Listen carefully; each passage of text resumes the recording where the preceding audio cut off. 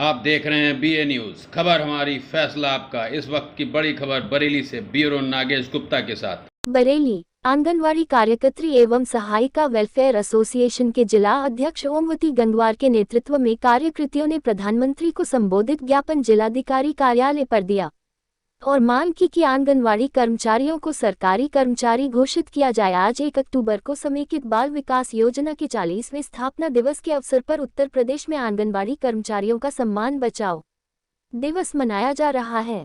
आंगनवाड़ी कार्यकर्त्री महिलाएं सरकार से मांग करती है, हमें इतने वर्ष काम करने के बाद हमारा वास्तविक हक व अधिकार सम्मान नहीं मिला है। हमें सरकारी कर्मचारी का दर्जा, न्यूनतम वैधानिक वेतन, पेंशन प्रदान की जाए। आंगनवाड़ी कार्यकर्ताओं ने कहा कि आसमान छूती महंगाई निरंतर बढ़ रही है। काम के बोझ और मोबाइल के खर्चे आदि को देखते हुए मामूली मानदेय दिया जा रहा है, जिससे परिवार चलाना बहुत मुश्किल हो गया।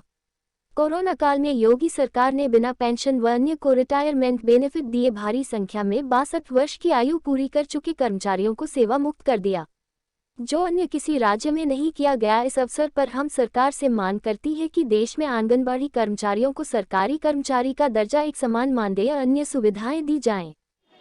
क्या नाम है आपका? ममता मौर्य। किस संगठन से? मैं आंगनबाड़ी सहायिका वेलफेयर एसोसिएशन से। क्या मांगे हैं आज हमारी मांगे हैं, जो हमारी बहनें जो है 62 वर्ष की होकर ऐसे ही सरकार ने खाली छोड़ दी हैं, उनके लिए कटोरा थमा दिया है। उनके लिए हमारी मांग है, कम से कम रिटायरमेंट पे उन्हें 3 लाख रुपया दिया जाए और उनके लिए पेंशन के रूप में कम से कम 3000 रुपये दिए जाएं। और बाकी की जो हमारी मांगे हैं वो ये हैं कि आज महंगाई को देखते हुए सभी राज्यों में अधिक से अधिक कम से कम 10 से लेके 20,000 तक मानदेय है सभी राज्यों का, लेकिन हमारे उत्तर प्रदेश में ही हमारी इतना मानदेय कम है, बहुत कम है, जो कि ना के बराबर है।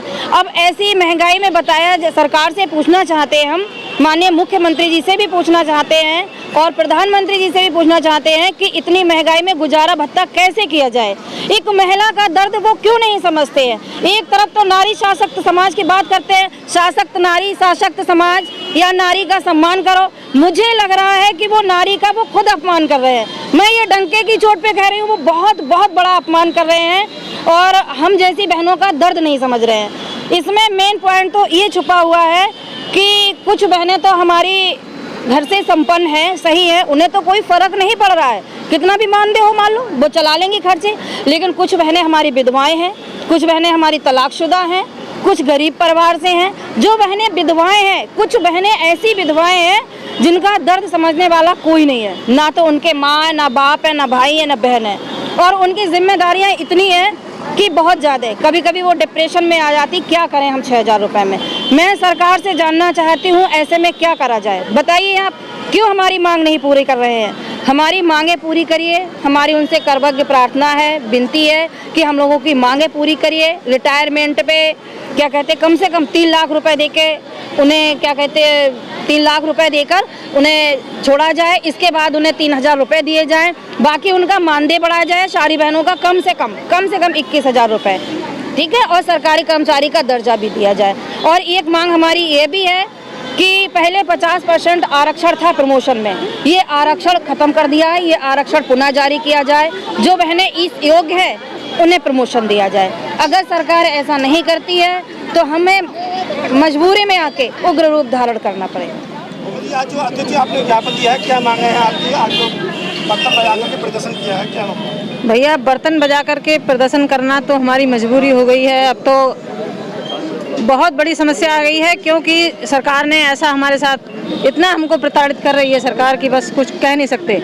ये जो नौबत आई आज कटोरा बजाने की, ये इसलिए आई है कि कोरोना काल में इतना अच्छा काम आंगनबाड़ियों ने किया और सारे कार्य आंगनबाड़ी कर रही है। BLO हो, जनगणना हो, विधवा सत्यापन हो, पोलियो हो, सेंटर का काम हो, मतलब जितने अन्य विभागों के संचारी रोग अभियान चल रहा है स्वास्थ्य विभाग का, उसमें भी आंगनबाड़ी, हर जगह आंगनबाड़ी, बिना आंगनबाड़ी के कोई कार्य पूरा नहीं हो रहा।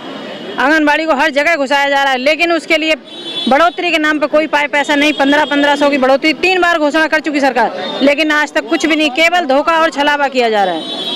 इसकी वजह से अभी हमारी जो कुछ महिलाएं हैं जो विधवा हैं, तलाकशुदा हैं, उनके आगे कितनी बड़ी समस्या आ रही है कि 62 साल में उनको रिटायर कर दिया, बिना सूचना दिए, बिना कुछ बताए।